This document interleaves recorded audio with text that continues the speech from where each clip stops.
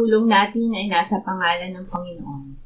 Siya ang lumikha ng langit at lupa. Ating ipahayag ang ating mga kasalanan sa Diyos. Ang ating Diyos ay Diyos na mahabagin at mapagpatawad.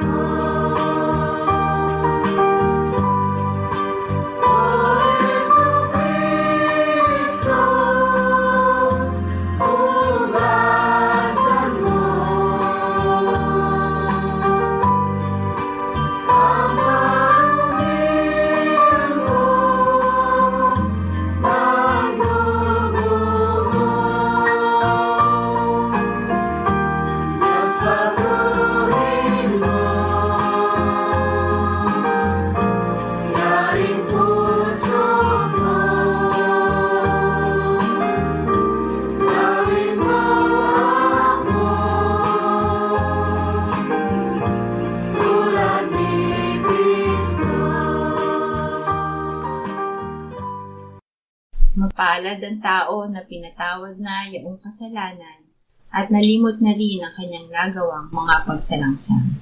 Mapalad ang taong sa harap ng Panginoon ay di na pinararatangan ng kasalanan, dahilan sa siya ay hindi nanlilinlang. Noong hindi ko pa na ipahahayag yaring kasalanan, sa buong maghapon ako'y nananangis sa matinding lumbay. Sa araw at gabi, bigat ng kamay mo ang nararamdaman, ano pa't wala nang nalalabi akong lakas sa katawan. Hamog ang kaparis na dagling na tuyo sa sikat ng araw. Ako ay lumapit sa iyong harapan at salay inamin ang aking nagawang mga pagsalangsang, di ko inilihim. Pinagpasyahan kong ang lahat ng ito sa iyo'y idaing, at aking natamo ang iyong patawad sa sala kong angkin. Mga minamahal, sinasabi sa unang Juan, Kabanatang 1, Talatang 9, kung ipinahahayag natin ang ating mga kasalanan, maaasahan nating ipatatawad sa atin ng Diyos ang mga ito, at lilinisin tayo sa lahat ng ating kasamaan, sapagkat siya'y tapat at matuwid. Salamat sa iyo, O Diyos. Pinatunayan mo ang iyong pag-ibig sa amin nang si Kristo ay namatay para sa amin noong kami mga makasalanan pa. Ngayon ay buksan mo ang aming mga labi at kami ay magpupuri sa iyo.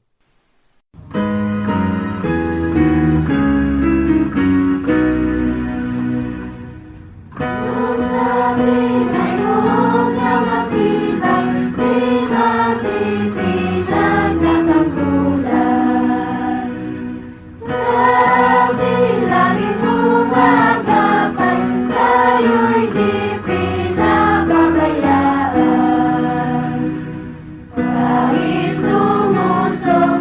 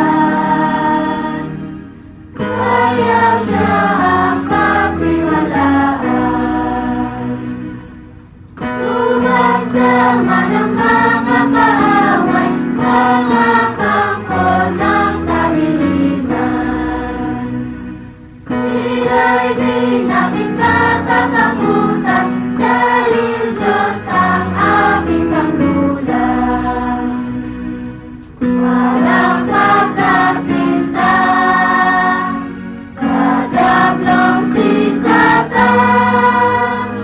Di siya mananaig kay Kristong pangalan. Tagumpay natin ay tiyakan. Tayo'y kanyang pinagkalooban, lahat na ating kailangan. Upang makapaglingkod ng tunay sa Diyos amang ating kanlungan. Napawi mang lahat ating kayamanan sa buhay na ito, walang kailangan. Hawak ng Diyos ang ating buhay.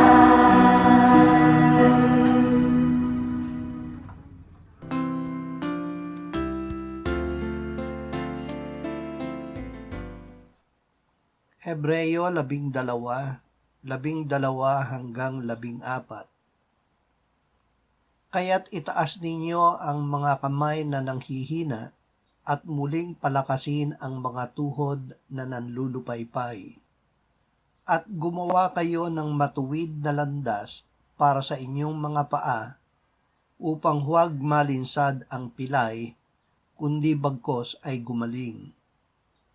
Pagsikapan ninyong magkaroon ng kapayapaan sa lahat at ng kabanalan na kung wala nito'y walang sino mang makakakita sa Panginoon. Magkaroon ng kabanalan. Ang Diyos ay banal. Tanging siya ang Diyos, nakahiwalay sa lahat ng nilalang at ng mga tinatawag na Diyos ng mga tao. Siya ay malinis, dalisay, wala ni anumang batik ng kasalanan. Nilalang niya ang tao, nakalarawan niya, kaya't kalooban niya na ang tao ay maging banal. Kung paanong ang Diyos ang lumalang sa tao, Diyos din ang gumagawa upang ang tao ay maging banal. Ibinigay ng Diyos ang kanyang salita upang tayo ay gawing banal. Pakinggan at tanggapin natin ang salita ng Diyos. Ito ang lumilikha ng pananampalataya at sa pamamagitan nito ay mahahanap at matatagpuan natin ang Diyos. Awit 99, 1 hanggang 5. Ang Panginoon ay naghahari, manginig ang taong bayan. Siya'y nakaupo sa mga kerubin, mayanig ang lupa. Ang Panginoon ay dakila sa Siyon. Siya'y higit na mataas sa lahat ng mga bayan. Purihin nila ang iyong dakila at kakilakilabot na pangalan. Siya'y banal. Ang lakas ng hari ay umiibig ng katarungan. Ikaw ay nagtatag ng pagkakapantay-pantay. Ikaw ay nagsagawa ng katarungan at katuwiran sa Jacob. Purihin ninyo ang Panginoon nating Diyos. Magsisamba kayo sa kanyang paanan. Siya'y banal. Purihin ang Diyos na banal. Nakita ni Propeta Isaias kung paano pinuri ng mga serafin ang Diyos na banal. Tinawag ng isa ang isa at sinabi, "Banal, banal, banal ang Panginoon ng mga hukbo. Ang buong lupa ay puno ng kanyang kaluwalhatian." Nakita ni Apostol Juan ang 4 na nilalang na walang humpay na nagsasabi araw at gabi, "Banal, banal, banal ang Panginoong Diyos, ang makapangyarihang sa lahat, ang noon at ang ngayon at ang darating." At kapag ang mga nilalang na buhay ay nagbibigay ng kaluwalhatian, karangalan at pasasalamat sa nakaupo sa trono, doon sa nabubuhay magpakailan paman, ang 24 na matatanda ay nagpapatira pa sa harapan ng nakaupo sa trono at sumasamba doon sa nabubuhay magpakailan paman.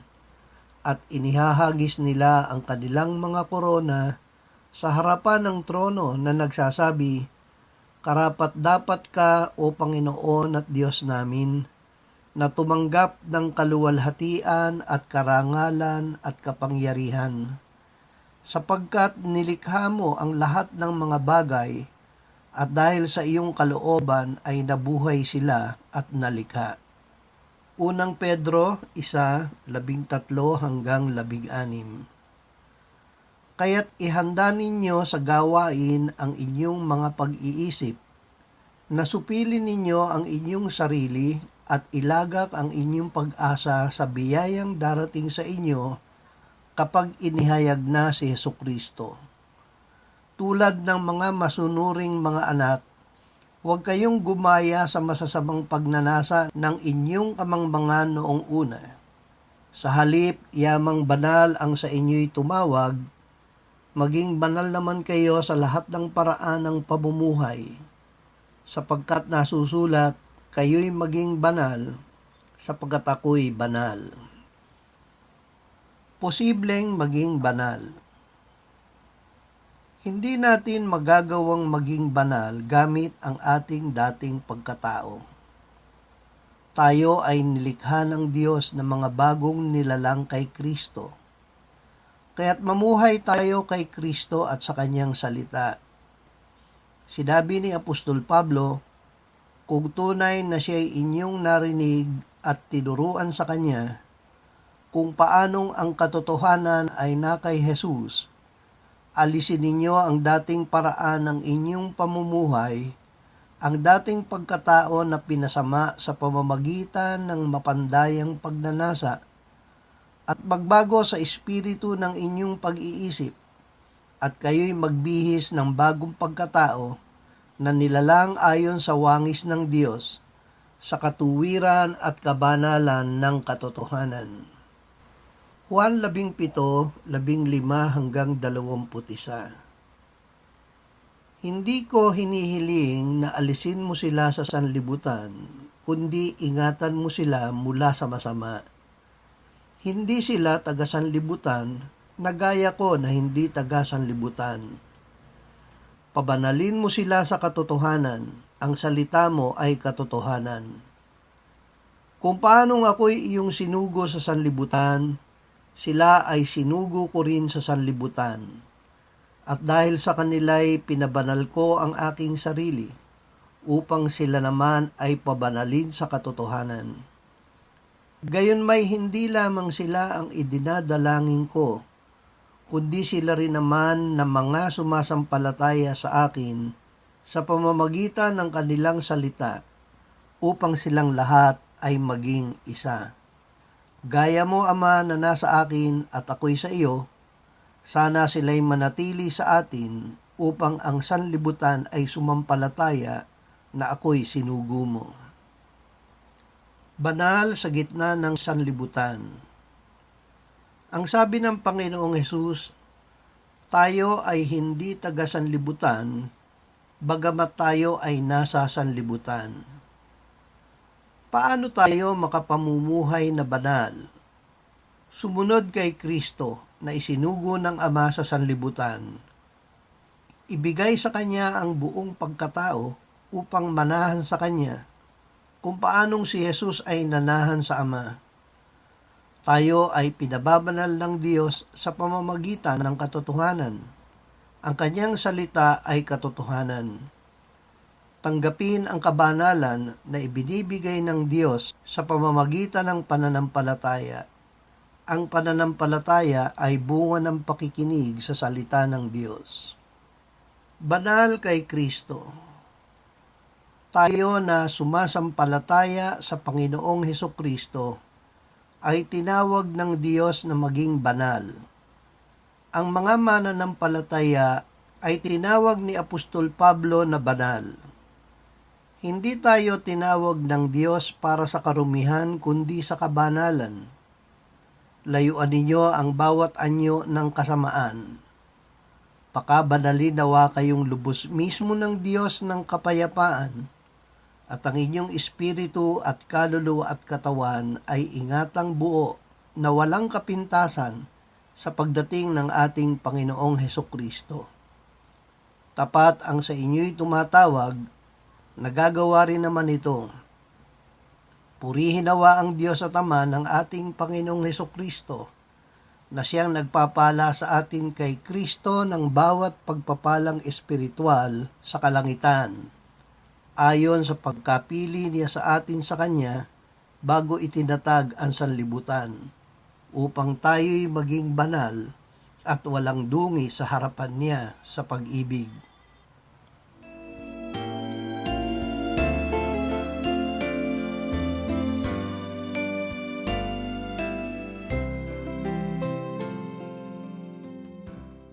Manalangin tayo.